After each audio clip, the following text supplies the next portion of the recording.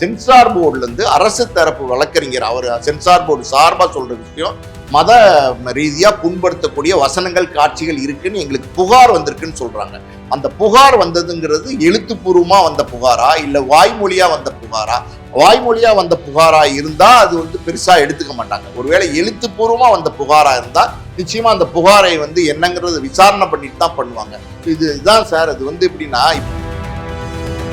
நீதிபதி ஆஷா அவங்க ஒரு கேள்வி எழுப்பியிருக்கிறாங்க. அதாவது 9ஆம் தேதியே தான் நீங்க படத்தை ரிலீஸ் பண்ணணுமா, ஏன் 10ஆம் தேதி நீங்க ரிலீஸ் பண்ணக்கூடாதா அப்படின்ற கேள்வி எழுப்பியிருக்கிறாங்க.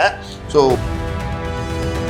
திட்டமிட்டபடி 9ஆம் தேதி படம் வெளியாக வாய்ப்பு இருக்கு. ஏன்னா பின்னணியில் பல்வேறு அரசியல் காரணங்கள்லாம் சொல்லப்படுது. நீதிபதி இந்த காட்சிகளை நீக்கினதுக்கு அப்புறம் சென்சார் தரேங்கிறாங்க அப்படின்னா அவசரமா இந்த காட்சிகளை நீக்க முடியுமா அப்படின்ற கேள்வியிலும் இருக்கு. ஏன்னா பாத்தீங்கன்னா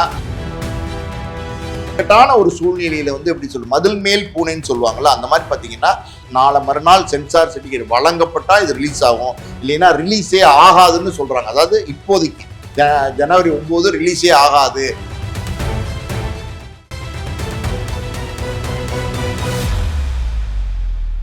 மீடியா சர்க்கிள் நேயர்களுக்கு வணக்கம். இன்றைக்கு நம்ம நேர்காணலுக்காக ஆஸ்கார் மூவிஸ் தயாரிப்பாளர் பாலாஜி பிரபு அவர்கள் நம்மோடு இருந்திருக்கிறார். அவரோடு பேசலாம். சார் வணக்கம். வணக்கம். ஜனநாயகன் திரைப்படம் 9ஆம் தேதி வெளியாக போகிறத அனௌன்ஸ் பண்ணிட்டாங்க. ஆனால் சென்சாரில் இன்னும் சர்டிஃபிகேட் கிடைக்காதால இன்றைக்கு நீதிமன்றத்தை நாடி இருந்தாங்க. நீதிமன்றம் நாளைக்கு வழக்கு ஒத்தி வச்சிட்டாங்க. என்ன சார் நடக்குது? நீதிமன்றத்தில் என்ன நடந்தது? ஜனநாயகன் படத்தினுடைய சென்சாருக்காண்டி பார்த்தீங்கன்னா டிசம்பர் 19ஆம் தேதி அனுப்பிச்சிருந்தாங்க. அன்னைக்கே படம் பார்த்தவங்க அந்த படத்தில் கிட்டத்தட்ட 64 கட்ஸ் கொடுத்துருக்கதா சொல்கிறாங்க. அது இல்லாமல் சில வசனங்களை மியூட் பண்ண சொன்னதாக சொல்கிறாங்க. 64 கட்ஸ் எதுக்கு அப்படின்னா, அந்த படத்தில் வயலன்ஸ் ரொம்ப ஜாஸ்தியாக இருக்குது. அதாவது வன்முறை ரொம்ப ஜாஸ்தியாக இருக்குது. ஒரே ரத்தம், கலைவரம், வெட்டு, குத்தா இருக்குது. அதனால் இவ்வளோ தூரம் வயலன்ஸை நம்ம அனுமதிக்க முடியாது அப்படின்னு சொல்லி 64 கட்ஸ் கொடுத்துருக்காக சொல்கிறாங்க. அந்த மியூட் பண்ண வசனங்களே 64 கட்ஸு எல்லாத்தையுமே நீக்கிட்டு சென்சார் போர்டு சொன்ன அந்த விதிமுறைப்படி பார்த்தீங்கன்னா கண்டென்ட்டை சென்சார் போர்டுக்கு அனுப்பிச்சிட்டாங்க. சென்சார் போர்டுக்கு அனுப்பிச்சதுக்கப்புறம் கூட பார்த்தீங்கன்னா சென்சார் போர்டுகிட்டேருந்து எந்த பதிலும் வராமல் இருக்குது. சென்சார் போர்டு சர்டிஃபிகேட் கொடுக்குறதுல தாமதம் ஆகிட்டே இருக்குது. இதுக்கு நடுவில் எல்லாருக்குமே தெரியும், ஜனநாயகன் ஹோல் டீம் மலேசியாவுக்கு போயிருந்தாங்க ஆடியோ வெளியீட்டு விழாக்க. அதுக்கப்புறம் பார்த்தீங்கன்னா எப்படியும் சென்சார் சர்டிஃபிகேட் வந்துடும், நம்ம தான் அவங்க சொன்னதெல்லாம் நீக்கிட்டோமே, காட்சிகளை எல்லாம், அது இல்லாமல் சொன்ன வசனங்களை எல்லாம் மியூட் பண்ணிட்டோமே அப்படின்னு சொல்லிட்டு அவங்க வந்துடும் வெயிட் பண்ணிகிட்டே இருந்தாங்க. ஆனால் சென்சார் சர்டிஃபிகேட் வராமல் இருந்துச்சு. நடுவில் பார்த்தீங்கன்னா Christmas holidays, new year holidays அது இதுன்னு தள்ளி போயிட்டே இருந்துச்சு. ஸோ நேற்று முன்றைய தினம் பார்த்தீங்கன்னா சனி ஞாயிறு இருந்துச்சு. ஸோ அதுவும் ஹாலிடே.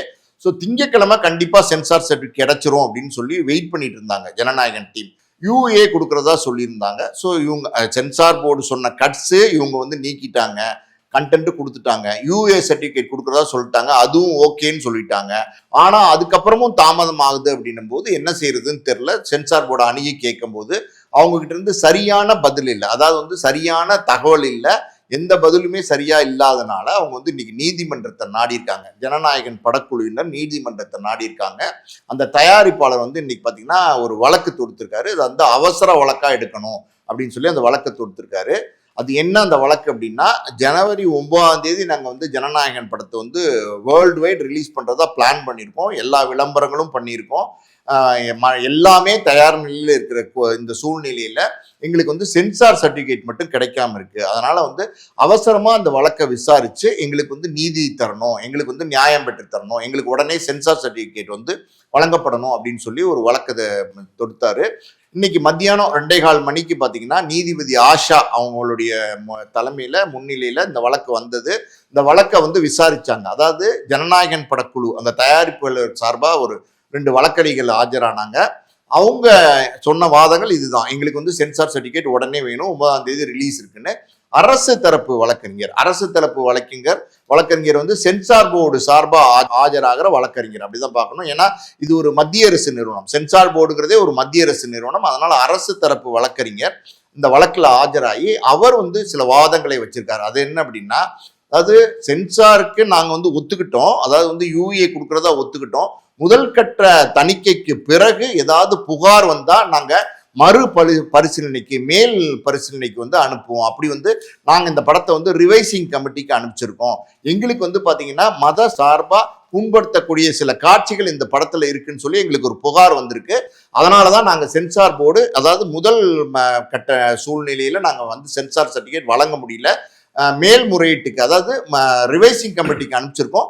ரிவைசிங் கமிட்டியிலேருந்து இன்னும் பதில் வரல.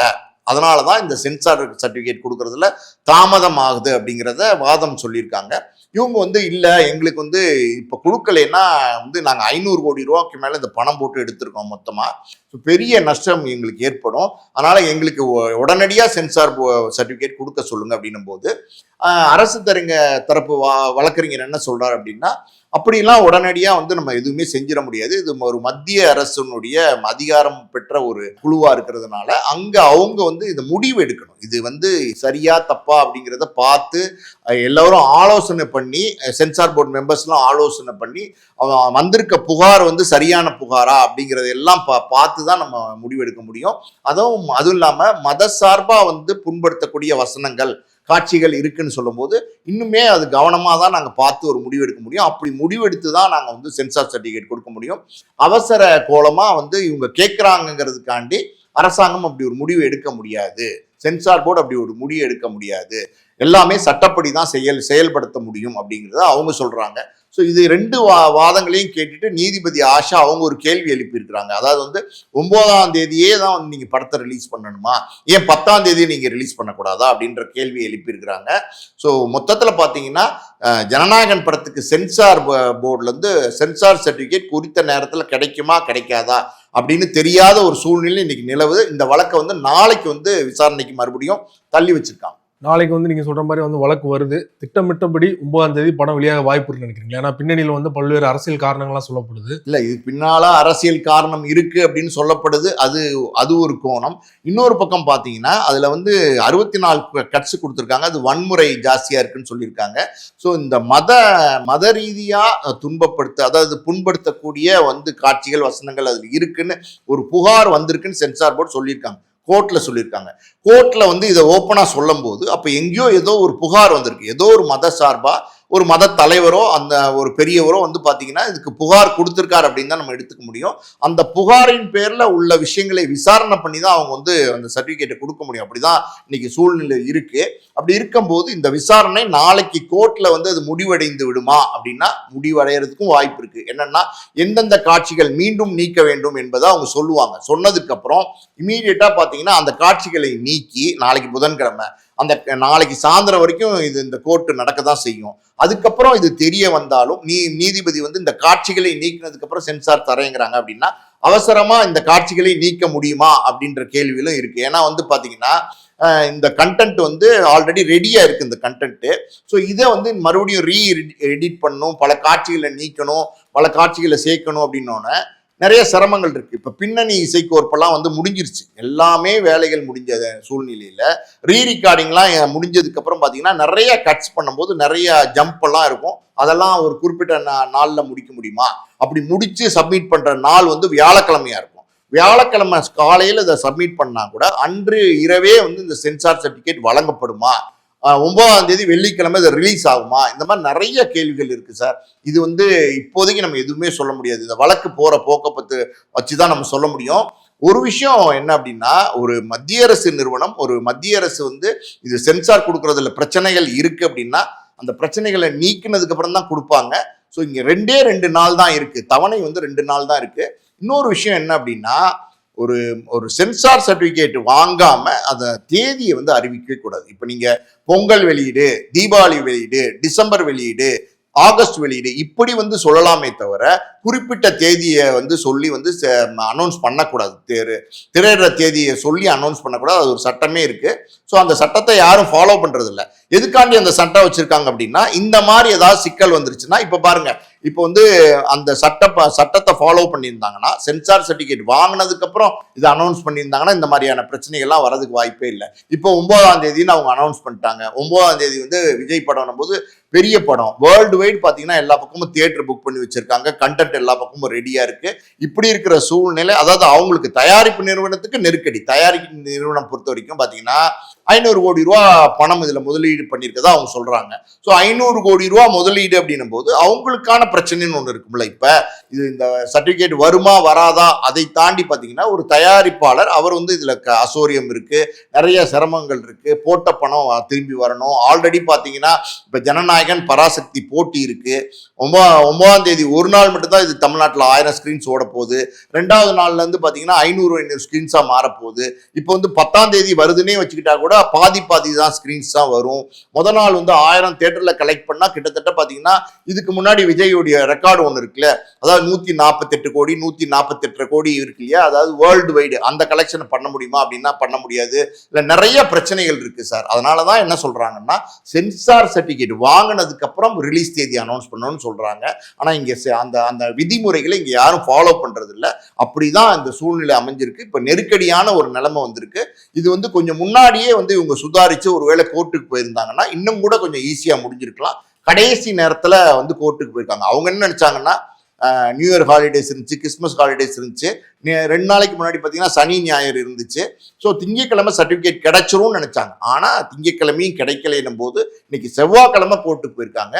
நீதிபதி உடனே பார்த்தீங்கன்னா இமீடியட்டா தீர்ப்பெல்லாம் சொல்ல முடியாது, விசாரிச்சு தான் தீர்ப்பு சொல்ல முடியும். அப்போ புதன்கிழமைக்கு தள்ளி வச்சிருக்காங்க. புதன்கிழமைக்கு என்னென்ன வாதங்கள் இருக்கு, அதாவது இவங்க சைடு வாதங்கள் ஒரு பக்கம் இருந்தாலும் எதிர்த்தரப்பினர் அதாவது அரசாங்க வழக்கறிஞர் பார்த்தீங்கன்னா அவருடைய வாதங்களை வைக்கும் போது இது நீண்டுகிட்டும் போகலாம். அதுக்கப்புறம் ஒரு முடிவு பண்ணணும் அப்படின்னா நீதிபதியே வந்து அந்த படத்தை பார்க்கறதுக்கான சூழலும் உருவாகலாம். நானே படத்தை பார்க்குறேன் முடிவெடுக்கிறேன் அப்படிங்கிற சூழலும் உருவாகலாம். ஸோ அப்படியெல்லாம் ஒரு சூழல் உருவானா நீதிபதி வந்து இவங்களுடைய அவசரத்துக்கு அடுத்த நாள் வியாழக்கிழமை நான் படத்தை பார்க்குறேன், அன்றிரவே நான் சென்சார் சர்டிஃபிகேட் வழங்க சொல்றேன் அப்படிலாம் பண்ண மாட்டாங்க. அவங்க ஒரு தேதி குறிப்பிட்டு இன்னைக்கு நான் படம் பார்க்குறேன் அப்படின்னு சொல்லிட்டாங்கன்னா மொத்தமா வந்து கொலாப்ஸ் ஆகிடும். இதுதான் வந்து இன்னைக்கு இருக்கிற சூழ்நிலை. அது என்ன நடக்குங்கிறத நம்ம இன்னைக்கு சொல்ல முடியாது. நாளைக்கு இது கோர்ட்டுக்கு வந்ததுக்கு அப்புறம் தான் எதுவுமே தெரியும். ஒருவேளை வந்து சென்சார் போர்டு வந்து நாளைக்கு கோர்ட்ல வரும்போது, அதாவது அரசாங்க தரப்பு வழக்கறிஞர் வந்து இந்த காட்சிகளை நீக்கிட்டா கொடுத்துடலாம் அப்படின்னு சொன்னா, அதை உடனே வந்து ஓகே அப்படின்னு சொன்னா உடனே அதை நீக்கிட்டு வந்து வியாழக்கிழமை கொடுத்தா அதுலயும் நிறைய சிக்கல் இருக்கு. நான் சொன்ன மாதிரி டெக்னிக்கல் டிஃபிகல்டிஸ்லாம் நிறைய இருக்கு. இதெல்லாம் பண்ணி முடிச்சா ஒருவேளை சர்டிபிகேட் கிடைக்கலாம். ஆனா இது ஒரு இக்கட்டான சூழ்நிலை தான். விதிமுறைகளை வந்து யாருமே ஃபாலோ பண்றது இல்லைன்னு சொன்னீங்க. இதே மாதிரி தான் பராசக்தி படம் கூட பார்த்தீங்கன்னா வந்து ரிலீஸ் டேட் அனௌன்ஸ் பண்ணதுக்கு அப்புறம் தான் வந்து சென்சார் சர்டிஃபிகேட் வந்து அப்ளை பண்ணாங்க. அதுக்கு கிடைச்சிருச்சு. இன்னொரு பக்கம் பார்த்தீங்கன்னா இந்திய எதிர்ப்புக்கு எதிரான படம், ஸோ இந்திய திணிப்புக்கு எதிரான படம், ஸோ அந்த படத்துக்குலாம் நீங்க அனுமதி கொடுத்துட்டீங்க, விஜய் படத்தை முடக்குறீங்க, இதுக்கு பின்னாடியில வந்து பாஜகவோட திமுக சேர்ந்து சதி பண்ணுது அப்படின்லாம் வந்து ஒரு பார்வை முன்வைக்கப்படுது. உங்களோட ஒப்பீனியன் சார்? விஜய் அரசியலுக்கு வந்ததுக்கு அப்புறம் பாத்தீங்கன்னா இந்த மாதிரி விமர்சனங்கள்லாம் வரதான் செய்யும். இதுல உண்மை இருக்கா பொய் இருக்கா அப்படிங்கிறதை தாண்டி நீங்க சொன்னீங்க இப்போ வந்து பராசக்திக்கு வந்து சென்சார் சர்டிபிகேட் கிடைச்சிருக்கு. பராசக்திக்கு பாத்தீங்கன்னா நேற்று திங்கக்கிழமை தான் சென்சார் சர்டிபிகேட் கிடைச்சிருக்கு. அவங்களும் முன்னாடியே அப்ளை பண்ணிட்டாங்க. நிறைய கட்ஸ் வந்து 67 கட்ஸ் வந்து பராசக்தியில கொடுத்துருந்தாங்க. அவங்க அதை நீக்கிட்டேன்னு சொல்லிட்டாங்க. அவங்களுக்கும் யூஏ சர்டிபிகேட் தான் வழங்கியிருக்காங்க. அவங்க வந்து திங்கக்கிழமை சர்டிபிகேட் கிடைச்சிருச்சு, கையில வாங்கிட்டாங்க. ஸோ அவங்களுடைய ரிலீஸ் தேதியை பொறுத்த வரைக்கும் கன்ஃபார்ம் ஆயிடுச்சு. 10ஆம் தேதின்னு அவங்க சொன்னதும் பாத்தீங்கன்னா சென்சார் விதிமுறைக்கு உட்பட்டு கிடையாது. ஆனா வந்து இங்க பிரச்சனை இல்லாம போச்சுன்னா எதுவுமே பிரச்சனை கிடையாது. பிரச்சனை வரும்போதுதானே இங்க பிரச்சனை. அப்படி இருக்கிற சூழ்நிலையில தான் இந்த நெருக்கடி வந்திருக்கு.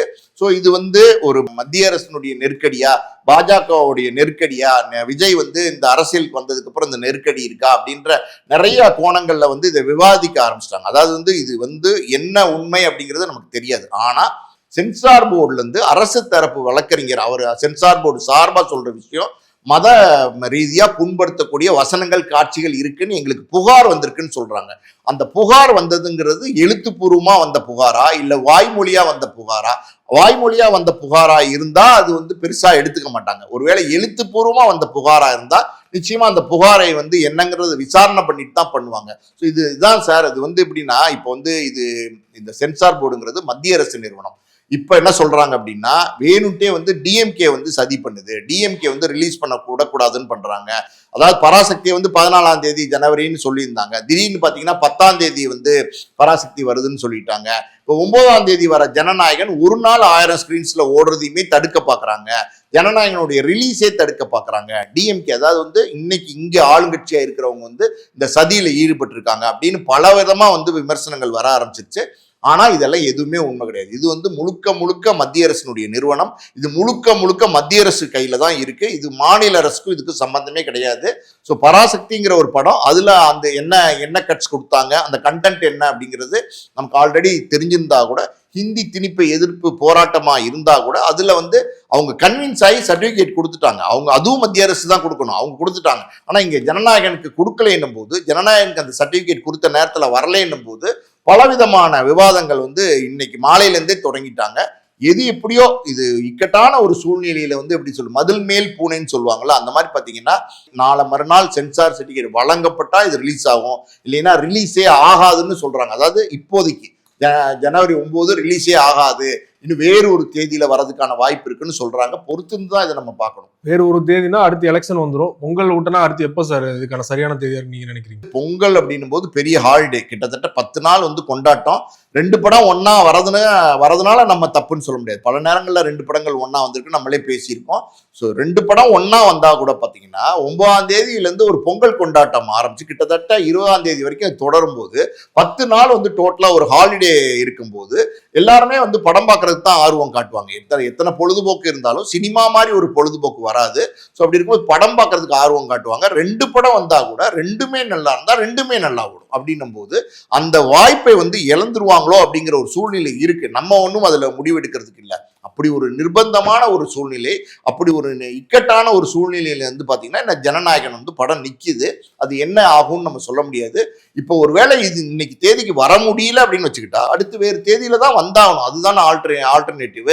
வராமே இருக்க முடியுமா? இன்னொரு தேதி பிப்ரவரியோ மார்ச்சோ வரலாம், இல்ல எலெக்ஷன் நெருக்கத்துல கூட வரலாம். ஆனா எலெக்ஷன் நெருக்கம் அப்படின்னும் போது அதுக்கு சில கட்டுப்பாடுகள் இருக்கு. அதாவது வந்து ரொம்ப எலெக்ஷன் நெருக்கத்துல எலெக்ஷன் அனௌன்ஸ் பண்ணிட்டாங்கன்னா அப்புறமும் படம் வரக்கூடாது. ஏன்னா விஜய் வந்து அரசியலுக்கு வந்துட்டாரு, தாவேக்கனுடைய தலைவரா இருக்காரு, அவரோட படத்தை ரிலீஸ் பண்றதுக்கு அனுமதிக்க மாட்டாங்க. ஸோ இது வந்து கிட்டத்தட்ட ஒரு மிக மிக நெருக்கடியான ஒரு எமர்ஜென்சி சிச்சுவேஷன் சொல்லுவாங்களா, அந்த மாதிரி நிலைமையில இன்னைக்கு ஜனநாயகன் நிக்குது. பொறுத்திருந்து தான் பார்க்கணும் சார் என்ன நடக்க போகுதுன்னு.